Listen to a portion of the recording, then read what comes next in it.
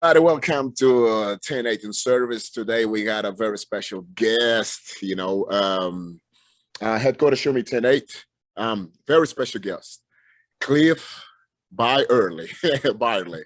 Man, Professor, if some of you guys don't know Cliff, but Cliff has been, he's a vet, he's a Marine, he's been for 20 years, served 20 years, also served as a law enforcement officer in LA area, and then moved down to Texas, and currently is one of the leading trainers whenever it comes to law enforcement combatives. And how do I came about to meet Cliff? I was talking to your multi-coach, Pete Brett, and then they told me about you, and I got to see some of your stuff, and man, some very impressive stuff.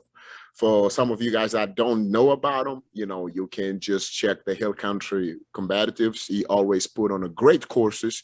Some of the courses that I'm planning to attend myself because it's some very educational and new stuff that we need on the streets. And Cliff, if I'm missing, I mean, your accolades is so huge, man. You know what I mean? And it's so hard for me to just go step by step, but not to forget as well. Cliff is also a certified level 1 CrossFit trainer.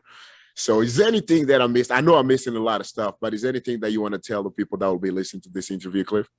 Oh no, man, you hit it all, man. It's like I'm not big on things yesterday. It's all about what you do today to be better Yes, than sir. yesterday. So not big on resumes. But you're still doing it. You're still doing it. You have been in the game for a while now, and you still kick and tail. You know what I mean? So that's very impressive. Yeah, I'm 54, man, but you gotta still get after it every day. I have a lot of lifetime injuries from deployments overseas, and just training. Like I said, I'm 54. I started wrestling when I was 6 and martial arts when I was about 9. So wear and tear over the years, but you still got to get after it every day because life doesn't stop. Wow. 54, start training at the age of 6. All of these different martial arts. Cliff is a black belt in Brazilian Jiu-Jitsu. Also, he has background in Taekwondo, Muay Thai, and a different wrestling, different martial arts. At a 54, you're still training every day. Yeah, I mean, it's like, as soon as we get done with our conversation here, I have a 4-mile run route planned out, and out here at Nice. my house, it's uphill both ways. Yeah. So, so yeah, it's like for me, I can't take too many days off because I guess the stress from not working out actually causes more inflammation in those injuries. So, I got to do something every day, especially mobility wise. Yeah. Yeah. And like I have a lot of guys, since I moved to Stephenville, I opened a gym about a year, official a year, by a year and a half. And I have a lot of guys, they want to train, but they kind of hesitant, whenever it comes to jiu-jitsu, they be like, no, I'm too old for this. But I came from a culture where we had all ages in our gym. So what's your advice whenever it comes to train? Well, I mean, when it comes to training, I hear that a lot. I got to get in.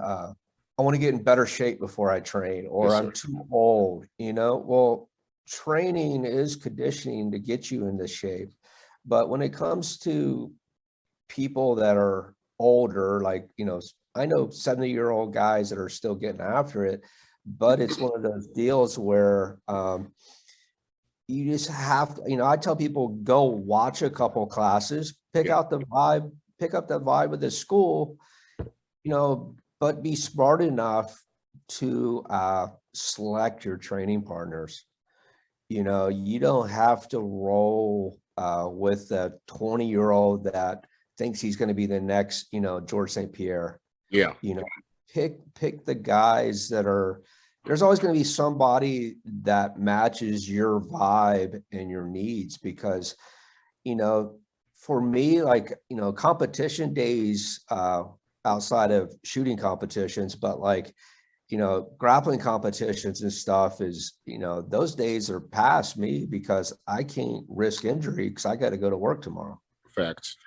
You know what I mean? So as fun as much as I love competing, you know, I have to set that ego aside, and you Yeah. know, it's like you know, I'm a provider. I can't like risk getting injured. Yeah. You Yeah. know? So, you know, and it's the same thing when you're going to regular class. If you know, hesitant about your age, there's going to be other people closer to your age, you know, that's going to give you a good workout, and you're going to leave, you know, healthy still.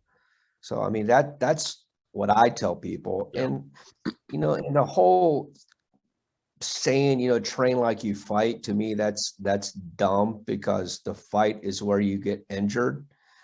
You know what I mean? So why are you going to risk getting injured in training? Like, I tell people, you shouldn't go harder than 70%. 70% is a good competitive pace, but at 70%, or maybe even a little less, you can see those opportunities and transitions. That's like where learning takes place. If you're just going all out because you think you need to train like you fight, you're always going to suck. You're never going to get better.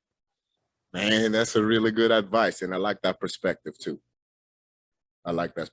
That's a different point of view, which a lot of people don't look at it that way, but makes sense, you know. And that's why whenever I was training with Bruno, we always, and I implement the same thing at my place. We have competition training and we have regular training. Competition training, then you can amp it up just a little bit, but still, you know, at the end of the day, we gotta go to work the next day, and that's very important. Yeah, definitely. I mean, yeah, competition training is where you should, you know, try to apply whatever your game plan is. You know, you try to implement your game plan on a resisting opponent, but that shouldn't be everyday training. Yeah. You know, that should be like build up to your competition. But, you know, and there's people, guys and gals, but they think they have to train like every role is a gold medal match to them. And then but it's also those guys that have a higher frequency of dropping out of the gym because they get injured and they're not seeing improvement. Yeah. You know, training should be like, when you, like, regardless what it is, like, I'm going to go for a run and I got an hour set aside for dry fire. Everything should be like a dedicated practice. Like, you should have a goal. Like, I was working with a blue belt on Wednesday, and, you know, I told her, like, every week you should have at least 2 things you want to improve on. That's 8 things a month and 96 things over a course of a year that you show improvement on. Wow. If you show up and your mindset, I just want to roll, well, you're never going to get those little micro improvements because you don't have, like, you're not dedicating practice towards improvement. And that's the big thing I see with guys, like, I just want to roll. Like, they don't come in, like, even as a black belt, you know, I still have a game plan. Like, this month I'm going to work on this. Wow. And that might not work out like what I'm working on, you know, that might get me caught by a much lower belt, but at least now I know how to, like, okay, that didn't work out. I need to make a tweaks and adjustment. But I mean, still, even at black belt, it's like being a new white belt. I'm still trying to, you know what I mean? It's like, I'm looking at stuff from basically like going down the rabbit hole even further. But you know what I mean? It's I'm constantly, every month I have a game plan, you know, and I've been doing that forever. But you know? That's really good. But that's how you stay healthy, and that's how you continue to improve, you know? And going back to military, you know, seeing that you serve for 20 years in 12 active duty, and recon, you've been to Desert Storm, Desert Shield. I mean, how was that? How did that prepare you for life? Well, I mean, the thing with, like, being in a special operations unit, like, you learn every day, you earn your spot. Okay. Every day is selection. So it's like, fitness is like, becomes the most important thing, because you know, you got to carry your weight. Yeah. And then like the other big thing is like, you know, sustainability, like, you know, everybody's, you know, how do you take a bad situation and instead of being threatened by it, you're challenged by it, right? So you know, a lot of people, they look at something that happened in their life and you're either threatened by it or you're challenged by it. Ooh. Unfortunately, most people are threatened by it, but being in a special operations unit, those are just challenges to overcome. So you learn how to self-sustain and survive. So like fitness, sustainability, and survivability, that was like the biggest takeaways from the military. Wow. You know, here's a problem, you can either complain about it or offer a solution. You know, that's the big thing about being in those kind of elite military units. Man, that's really good. That's really good. Thanks for sharing that with us, man. It's very important because, you know, just looking at your resume, man, you've been on top of the top whenever it comes to the military.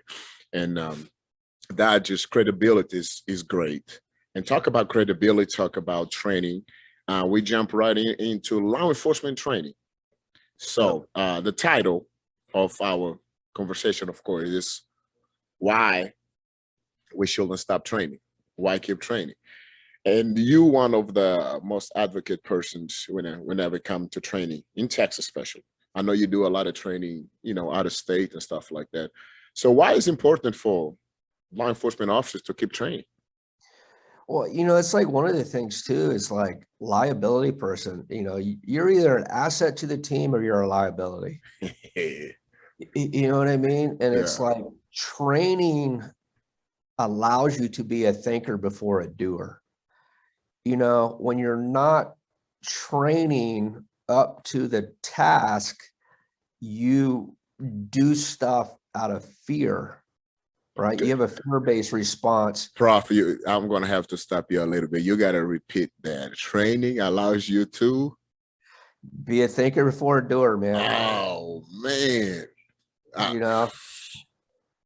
So, but you see that a lot of cops are getting in trouble nowadays because they're having a reaction.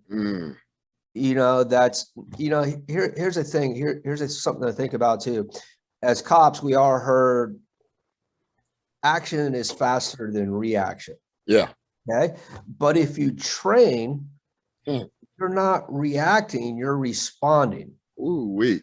So to me, like if you understand those pre-assault cues and you train appropriately in combatives, you know what I mean? You recognize what's happening before what happens. So you have an appropriate response to the threat and you're not behind the curve and reacting to the other guy's actions. But you have to train appropriately. You have to. You have to. And the thing is, I mean, even fitness, I've seen, like, especially here where I'm at, I mean, you know, a cop or deputy, whatever, they get taken out by a drunk driver, say, you know what I mean? It's like they're so physically unfit and obese, they can't even do physical therapy. So they end up medically retiring. So, I mean, training has to be a lifestyle. It just can't be something I'm forced to do it. You know, to me, training's been a lifestyle since I was 6 years old. Yeah. You know what I mean? It's like, my wife knows, she was like, you're grumpy, you need to go to JiuJitsu, or you're grumpy, you need to go Muay Thai. You know what I mean? It's like you know, it's like, God, I know when I was still in law enforcement, I'd work, you know, overtime gigs, you know, 4 or 5 off-duty jobs. I was dropping 20 grand plus a year out of pocket for training. Wow. You know what I mean? It's like every year I was averaging at least 100 hours of, you know, pistol courses, carbine courses, medical. You know, it's like it was a plethora of training, but my wife's like, at least that'll, you know, help make you towards retirement. You know what I mean? It's like, you know, but so many guys, they don't want to put in the work for whatever reason, but yet they'll go drop, you know, money on a boat or whatever. Your truck. Yeah. You know, there's haves and needs. Yeah. You know what I mean? It's like, well, I don't have training and I don't really, and I need it, but you know, they look at material items at the top of the list, and material items, you know, it's just like we saw that lady in Minnesota. She just got convicted for using a gun instead of a taser. Yeah. You know what I mean? Yeah. It's like nowadays cops are being held to a higher standard. And if that's not a wake-up call to start seeking training, well, you know, you should probably look at a new profession. Yeah, but one thing that you just said, and I repeat this a lot. Whenever it comes to training, whenever you tell officers, man, well, you got to train, the only training that they see in their mind is the physical part. They don't see the tactical. They don't see the self-improvement, self-empowering type of training. You just talk about investing 20K a year just in training, and you talk about the medical training, shooting, you know, firearms. I mean, you making yourself very, very, you know, a weapon, not just physically, but mentally as well. And that's what a lot of officers don't understand that, you know. Well, I mean, it's like me, I'm, you know, I could go enjoy retirement, but I'm still training. I'm still going to CQB courses. I'm still going to pistol rifle. I'm still hitting all those training widgets because now people are spending their hard-earned money to come train with me. So I'm still paying money to make sure they have the most up-to-date information that's out there. Nice. You know what I mean? It's like, so I'm still trying to stay at the top of the game. So, you know, because so many people, it's like, oh, you know, so-and-so is a Navy SEAL. Well, he was a peacetime SEAL from the 80s, but they look at a title instead of the material. You know what I mean? It's like, you know, there, but that's also the problem of social media. Everybody, you know, everybody looks, social media is good for training, but it's also ruining training because people are looking for the shiny object instead of looking at that video, whatever it is, from a 10,000 foot view, going like, yeah, that's not going to work. Oh man, it's crazy, but like I just want to share with our viewers, you know, some of the stuff that you do. This is on your personal Instagram page. Yeah. You know. Yeah, this is the EDC class. And the scenario here is basically you're getting into a car and you get basically hit from behind and you have to earn the draw and shot. Yeah. I mean, very realistic whenever it comes to training. Those two boxes are set up 43 inches apart because the normal hallway in American home is 45 inches. So I took away a couple inches, but that's also about the width of two parked cars. Wow. So that confined space even changes your draw stroke, and a lot of the people's theories of, you know, that works in a mat space or what have you, it goes out the window once you take away space. Man, that's very realistic, and just the details that you just explained about this training is amazing. And that's what I like about the stuff that you usually post. You know, it's really good stuff. And there's just some of the stuff, people, that Cliff has been doing, you know, and Hill Country Combatives. They in the game, and if you need more information about them, there's the website over here, hillcountrycombatives.com. You can go there, and they usually you do training like twice a month or once a month. How's the schedule? Usually at least, usually at least once a month. I'll have a 1-day class. Generally, the EDC class and that the video you just shared is an open enrollment class. You know, I do have some law enforcement only classes out at my place, like the vehicle extraction and combatives course is a big one. I'll be doing another one of those in the springtime because right now I'm on a federal training contract, so I'll kind of be out of pocket till March timeframe. But got you. Traveling, but yeah, so we'll be getting after it next year. I have a 2-day EDC class, complete combatant course coming up in Alabama, and March 5th and 6th, I believe it is. So that's going to really go down a rabbit hole of what a complete violent assault looks like. So it's gonna be 2 days of getting after it. So cool.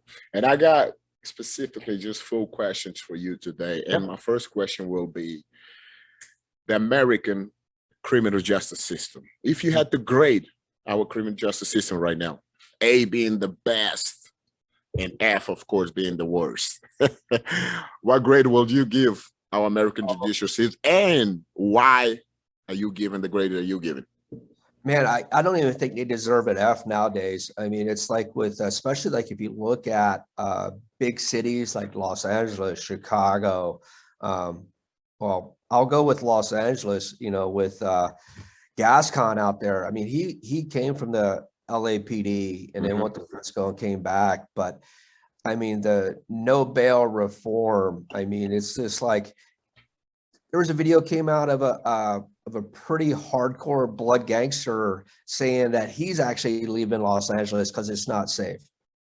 Wow. It's like when you have these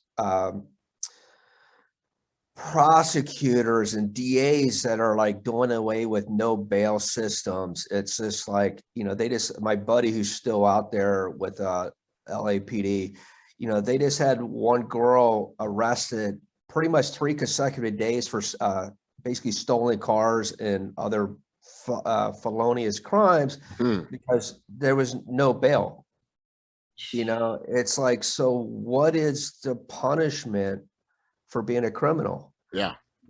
You have these people, these store owners losing millions of dollars from those like swarm robberies or whatever you want to call it. It's like, so you get what you vote for. I can say that, but it's like, man, the people got to stand up because it's not going to get any safer if you don't change. Because I mean, these criminals are getting released before the cops can even finish their arrest report.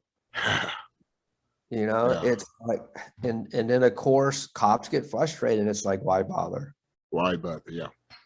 I get paid twice a month or whatever it is, and it's like, hey, I'm going to go around, I'll be a presence, but I'm not going to, put my job on the line to arrest people when they're not going to get punished for it. There are no consequences. Yeah.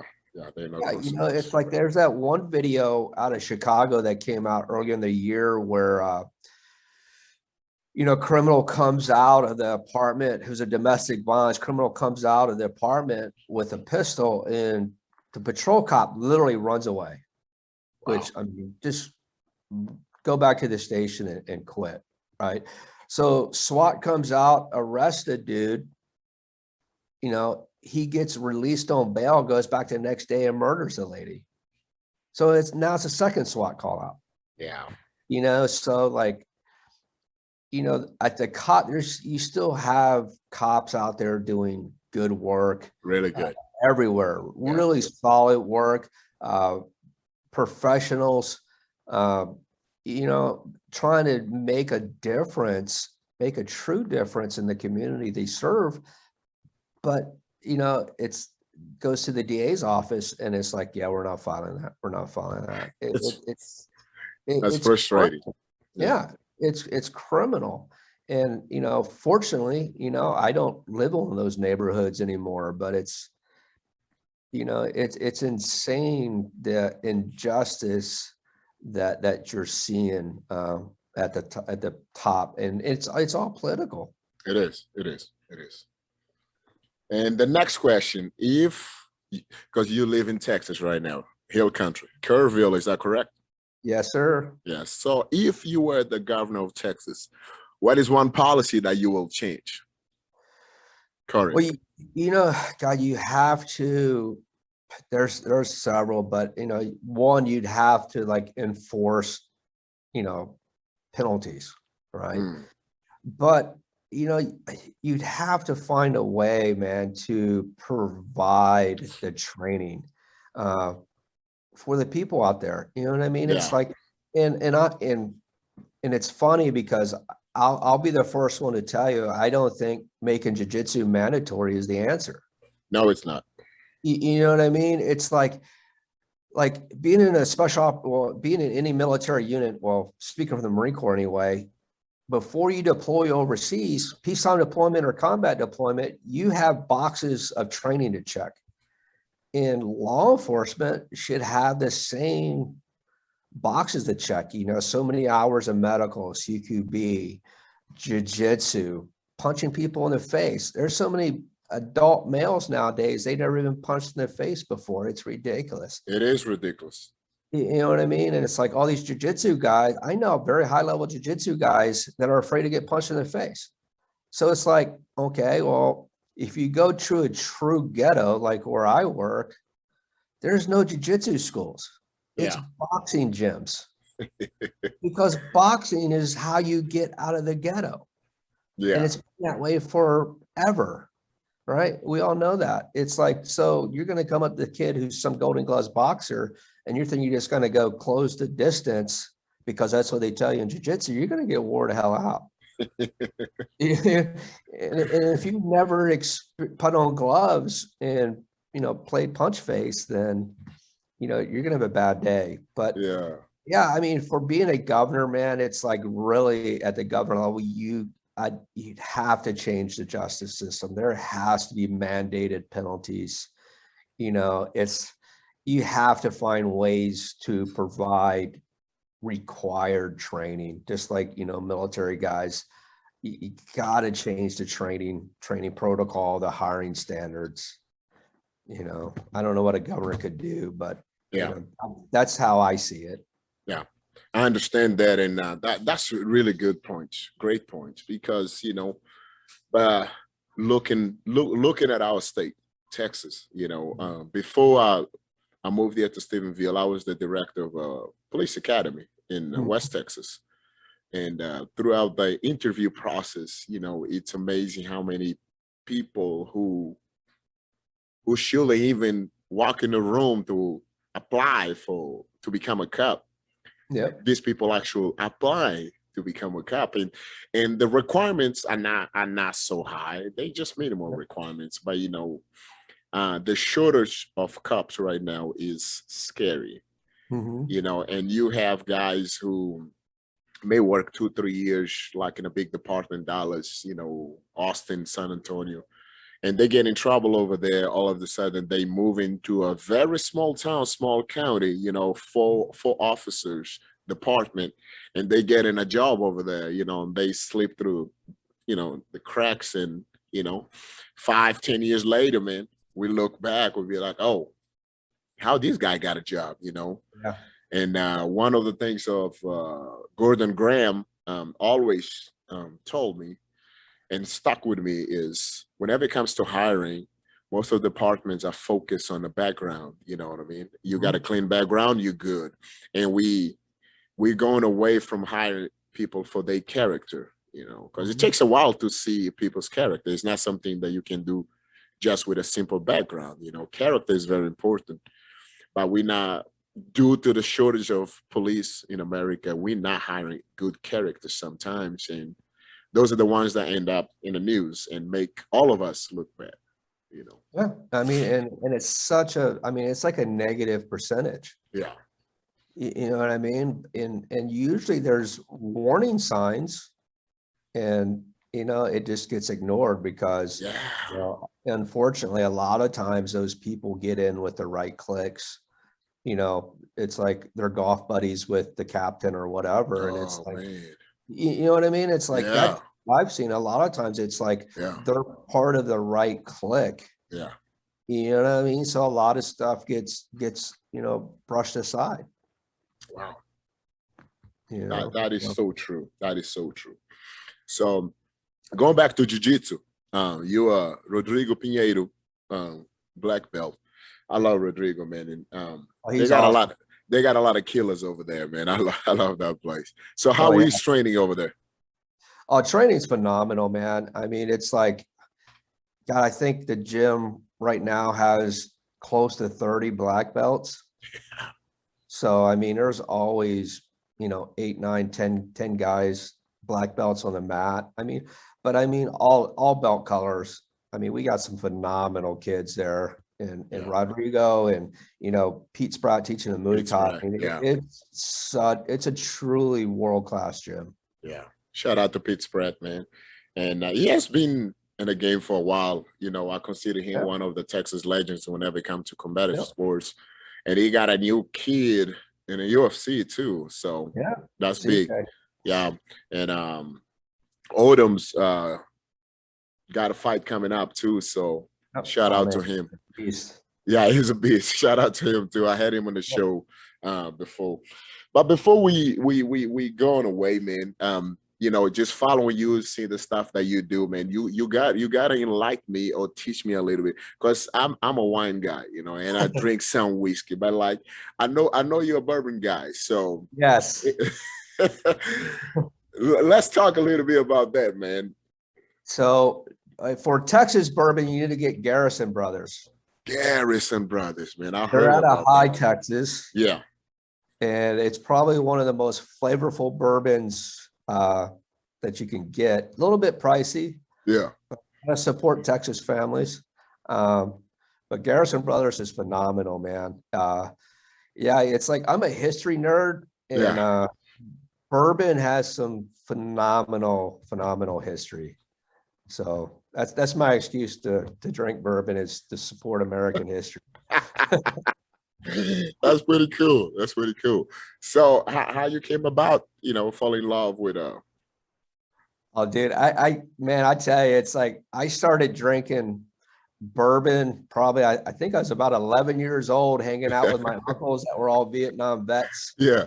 And man, growing up in the 70s, it's like you're raised by men, unlike you see some of these dads nowadays walking around the mall wearing like their girlfriend's clothes with man buns and stuff, you know what I mean? So like I was raised by hard men. So bourbon in Copenhagen as a kid was like, you got introduced to it pretty early. So oh man, that's hilarious, man. That's really cool stuff. That's really cool stuff. Yeah. So, and of course been in the Marine Corps. So it's like hey, you got to enjoy life, man. It's like everybody tells I don't know, everything's bad for you, according to somebody. So but it's like, I every day, I thank God for still being here and what I've been blessed with, man. So if I want to have a sip of bourbon every day, I'm going to do it, because man, I tell you, it's like there's been some times that are overseas doing stuff in the military that, it's like you come real close with God. So so I'm thankful. And if I'm going to enjoy bourbon and a cigar every once in a while. Man, so. That's not bad at all. That's not bad at all. Do you have, I know this is actually the last show of the year, as Christmas. It's tomorrow, I know you don't have any trainings going on the rest of the year, but is any training coming up soon that you'd like to let people know about? Well, the next big one that I have, because of this contract I'm on, is going to be March 5th and 6th in Alabama. And then I haven't picked dates yet, but I'll be back in offering the one-day classes in Texas starting probably around March 9th timeframe. And then so it's going to be the first class in Texas will be the EDC class. And then I'll probably looking at vehicle extractions and stuff for the local law enforcement guys there at my house. Yeah. And it's like I'll travel anywhere. So people just got to, reach out, shoot me a text message or email, and, I'll go wherever. Cool, man. Cool. And you can, like I say, guys, you can find, Cliff over here on this website. It's easy to find Hill Country Combatives. And I'm planning on attending that March class because I love the area, by the way, the Hill Country, man. I love that area, and I would like to come camping over there with my family and get some training. And also, if you ever back to Stephenville, I know I missed you last time, but if you're back in Stephenville, please feel free to stop by. Stop by the gym and get some rounds with us, guys. You can. Hometown, so. Oh, nice. Yeah, so my family out there at Chalk Mountain, big dairy farm. Well, Yeah, used to. So yeah, that's all. man.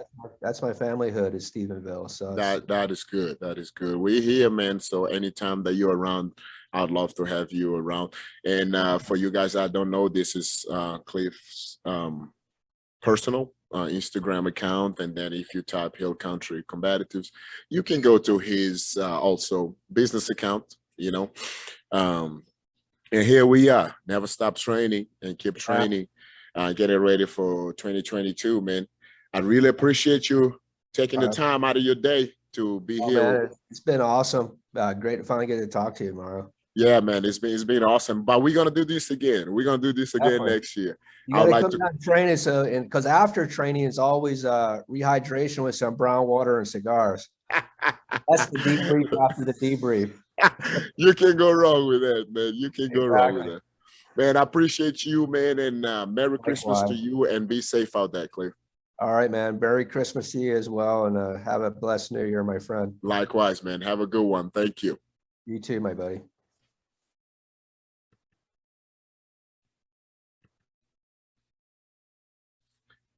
And this is it. Last episode of 10-8 in service was a great time getting to talk with Cliff Byerly. Go get some training, man. Go get some training. Really good stuff out there. And we out. Just make sure to follow us on Instagram. Where we at? On Instagram, 10-8 in service. On YouTube, on 10-8 in service. Or send us an email, 108inservice@gmail.com. I would like to have you on a show, talk to you about it, and see what's next. Happy New Year to all of you. Feliz Natal, Feliz Navidad, and Feliz Navidad. I hope you guys have a good one. Spend some time with your family. Enjoy your family. Love your family. And most of all, stay hydrated. Hey, Cody, show me 42. Audi.